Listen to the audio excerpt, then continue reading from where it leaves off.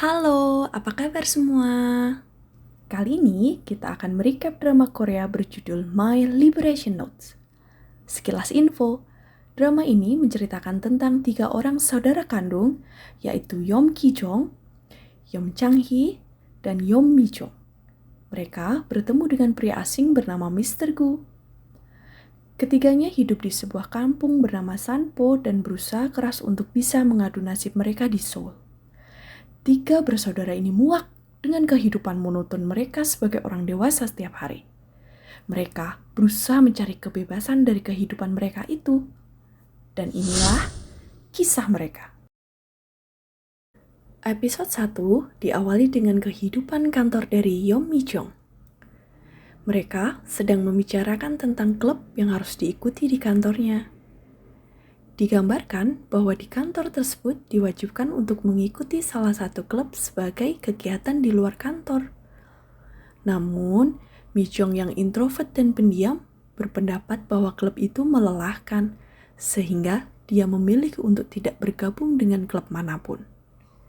Karena terkadang dia harus pulang bersama 2 saudaranya dengan menggunakan taksi. Dia bersama 3 rekan kerja yang berbeda divisi memilih tidak bergabung dengan klub manapun dengan alasan yang berbeda-beda. Tapi, walaupun begitu, dia tetap berusaha bergaul dengan rekan satu divisinya. Meski tetap saja sulit baginya untuk mengikuti pergaulan teman-temannya itu.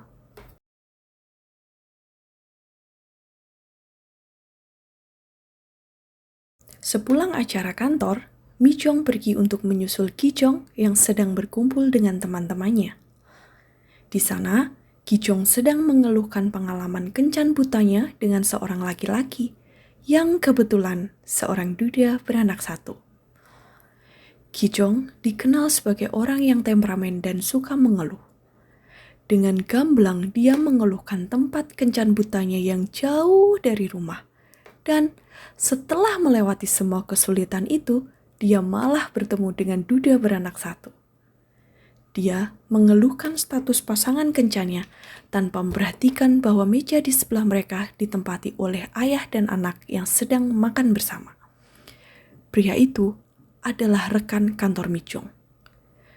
Dan Mi-jong pun hanya diam saja melihatnya dan mendengarkan Ki-jong yang terus saja mengeluh tentang duda beranak satu. 한번 갔다 온 건 아무 말 안 해. 요즘 세상에 그게 뭐 흠이야? 근데 애 딸린 호래비가 말이 되냐? 세상에 자기 자식보다 끔찍한 게 어디 있냐? 근데 난 걔가 하나도 안 소중해. 남의 자식이 뭐... Ki-jong yang menyadari situasinya pun merasa tidak nyaman. Dia takut mereka tersinggung dengan ucapannya. Lalu, dia memilih untuk pulang. Tapi sayang, pria itu malah menegurnya. 이혼했지만 제 인생에서 제일 잘한 게 결혼이에요. 어디 가서 이렇게 사랑스러운 아이를. Kisah ketiga menceritakan tentang Yeom Chang-hee yang sedang bertengkar dengan pacarnya. Chang-hee dikenal sebagai pribadi yang realistis dan menyatakan pikirannya secara terbuka. Saat itu, dia bertengkar dengan pacarnya karena pacarnya ketahuan mengirim pesan untuk laki-laki lain dan mengatakan, "Aku rindu padamu," tapi malah salah mengirimkannya ke Chang-hee. Sebenarnya, alasan mereka putus bukan hanya itu. Jarak rumah mereka yang jauh juga menjadi masalah. Mereka jarang berkencan dan Chang-hee pun belum pernah mengantar pacarnya pulang. Chang-hee juga merasa direndahkan oleh orang lain karena tinggal di kota kecil di luar Seoul.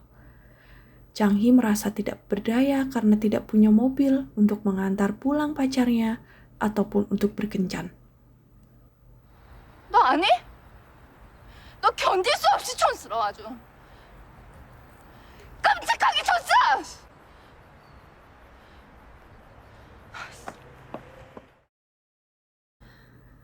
Keesokan harinya, sebagai keluarga pemilik usaha wastafel yang memiliki kebun yang cukup luas, akhir pekan keluarga Yeom diisi dengan memanen hasil kebun mereka. Kali ini, mereka memanen daun bawang. Tapi tentu saja, Ki-jong memilih pergi ke salon untuk mengkeriting rambutnya daripada membantu di kebun.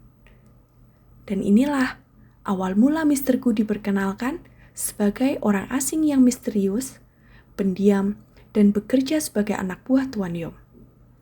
Kehidupannya yang berat menjadikan Mr. Gu seorang pecandu alkohol, namun rajin bekerja. Mr. Gu dekat dengan keluarga Yom, bahkan sering diundang untuk makan bersama keluarga mereka. Bahkan, Ibu Mi Chong pun sering meminta Mi Chong untuk mengantarkan makanan untuk Mr. Gu. Selepas bekerja, mereka akan makan siang bersama dengan bekal yang disiapkan oleh Mi Chong dan ibunya. Biasanya, Mr. Gu akan bergabung bersama mereka. Dan di tengah acara makan siang, Chang Hee berusaha meminta bantuan ayahnya untuk membeli mobil baru. Karena menurutnya, lebih hemat jika keluarga itu punya mobil. Sehingga Mi Chong, Ki Chong, dan Chang Hee tidak perlu naik metro untuk pulang ataupun naik taksi. Semuanya akan lebih mudah jika mereka memiliki mobil. Tapi, Tuan Yom, ayah Chang Hee, tidak mau membantunya. Karena Chang Hee pernah meminjam uang untuk membeli mobil, tapi tidak bisa membayar, dan ayahnya pun yang harus melunasinya. Tuan Yom memiliki pengalaman buruk karena pernah menjadi penjamin untuk hutang orang lain. Dan sayangnya, orang lain itu tidak membayar. Sehingga Tuan Yom membenci orang yang melakukan pinjaman atau orang yang menjadi penjamin untuk hutang orang lain. Lalu, Chang Hee pun hanya bisa mengalah.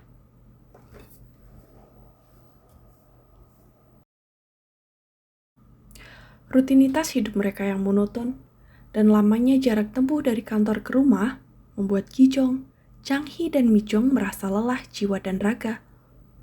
Mereka butuh waktu 3 jam setiap harinya untuk pergi dan pulang ke kantor.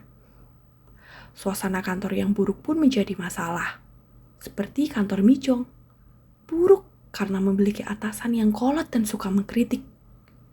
Mi Chong adalah sasaran kritik atasannya itu.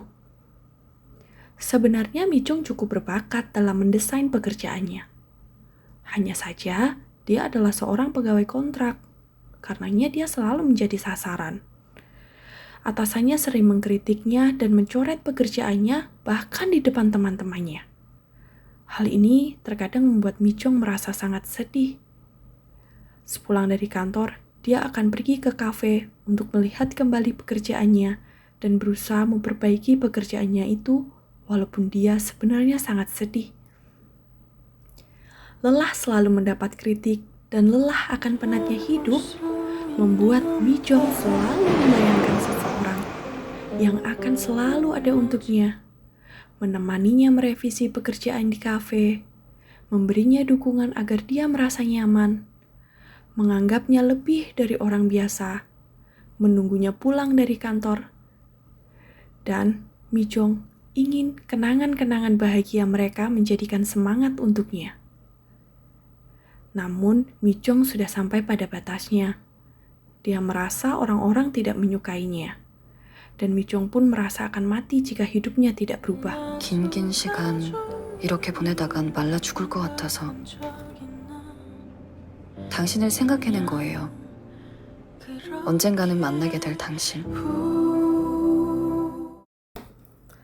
Di lain tempat, Ki Chong yang sudah berusaha mengganti gaya rambutnya agar lebih bahagia, nyatanya malah membuatnya semakin lelah. Karena baginya, hanya ada 2 hal yang membuat orang bisa bahagia. 있으면 심보는 좋아져. 사랑하면 착해진다는 말 그거 괜히 있는 말 아니거든. 돈이든 남자든 뭐라도 있으면 심보는 자동으로 좋아져. 근데 내가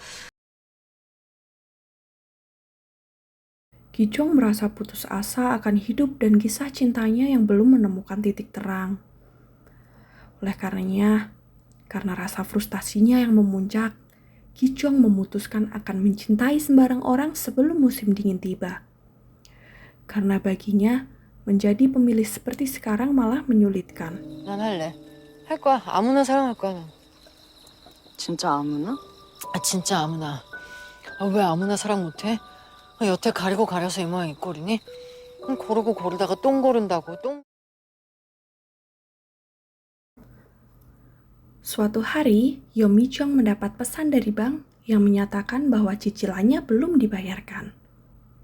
Bukan, tentu saja bukan Mi Chong yang berhutang. Tetapi Mi Chong menjadi penjamin hutang untuk mantan pacarnya yang kini malah menghilang keluar dari Seoul. Hutangnya cukup besar, karenanya Mi Chong takut keluarganya tahu bahwa dia menjadi penjamin untuk hutang orang lain.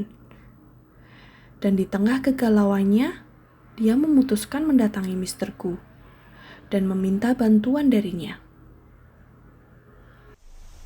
혹시 우편물 좀 받아줄 수 있나 해서요. 집에서 받으면 안 되는 게 있어서.